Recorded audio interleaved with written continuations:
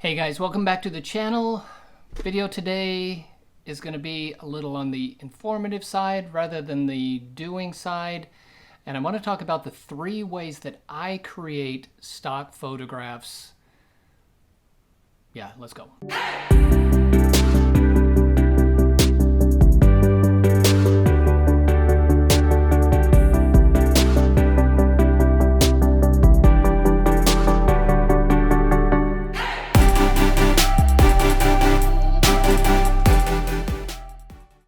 So I've got 3 methods that I use in order to create images to use and sell at the stock agencies.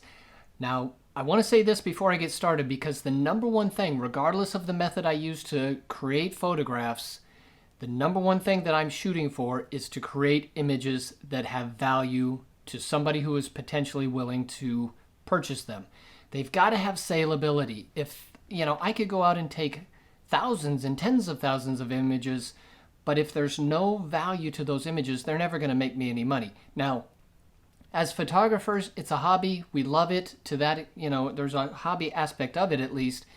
And, maybe I take things just for my own self. And that's great. But when it comes to creating stock images, I need to create things that will sell. Now, the first method I use to create stock photographs is what I would call a planned shoot. It's a shoot that I come up with a concept, come up with an idea, and set it up in the studio. It doesn't necessarily have to be in the studio, but it's something that I am going to pre-plan, set up, bring the lighting in, and control everything. Now, it could be people, it could be items. I've shown a couple of them on this site before. I brought in a little girl, dressed her up as a superhero. And that has been a very successful photo shoot. I also brought in a bunch of cleaning supplies once. I went out to the dollar store and I think I spent $12 on cleaning supplies. Set that up and photographed several different scenarios. Those images sell quite often.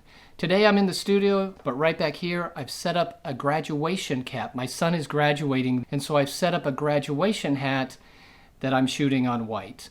So planned shoots, concepts that I come up with, do all the pre-planning. Now, the drawback to a shoot like this is typically you got to put a little bit of money into it, whether you're spending a little bit of money on some props, the items themselves, maybe you're paying a model. The good thing about it, however, is that these shoots, in my humble opinion, seem to sell the best.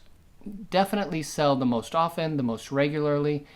The little girl with the superhero outfit, very well as far as performing for sales. The next method that I use personally for creating stock photography is what I will call everyday opportunities.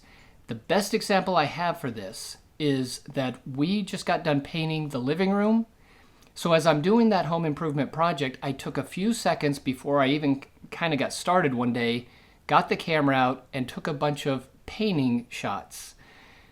I had a brand new roller, just getting started, took a couple of photographs, didn't spend a lot of time with lighting.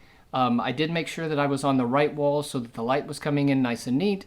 But I took an opportunity from my everyday life to create some stock photographs. Now, the last method I use to create stock photographs are what I'm going to call just happened to be there at the right time at the right place. These are the shots that, I carry a camera with me almost everywhere I go these days, so I just happen to see a beautiful sunset.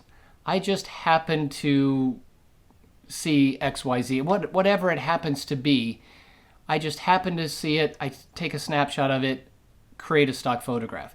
So I shot a wedding in October, I think it was, and on the way into Ohio, it was a beautiful day, blue, sunny, gorgeous. So I stopped in Covington, Kentucky on the other side of the river from Cincinnati and took a bunch of photographs of the city skyline.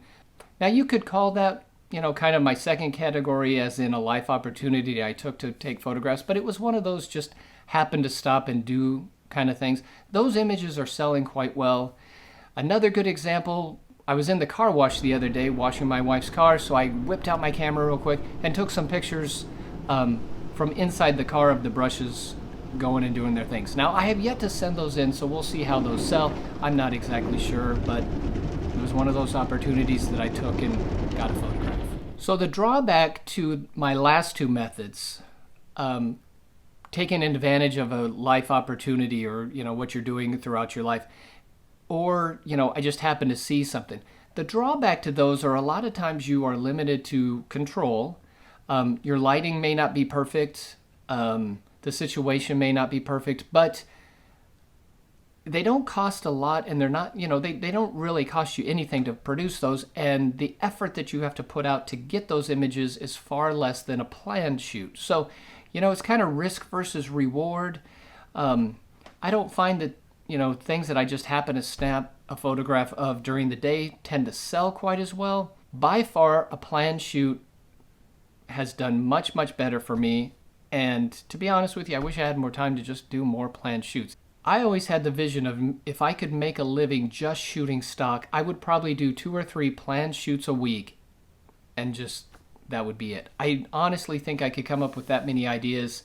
Kids always sell well. I could get so many kids through the studio and just do photo shoot after photo shoot. But risk versus reward, planned shoots, taking advantage of things you're doing in your life. If you're going kayaking, take some kayak shots. Maybe if you're just going for a hike, or you're doing a bike ride or a picnic, those are the opportunities to get specific shots that would work well for a stock agency. And then, of course, the occasional sunset or whatever that you just happen to see. So hope that helped a little bit for you guys. If you have a comment, I would love to hear it, because maybe you have some other ideas of how you acquire stock photography and how you produce that. I'd love to hear, because I'm sure there's a lot more ways that I might be missing. Those are just the things that I've done over the years and the things that have worked for me.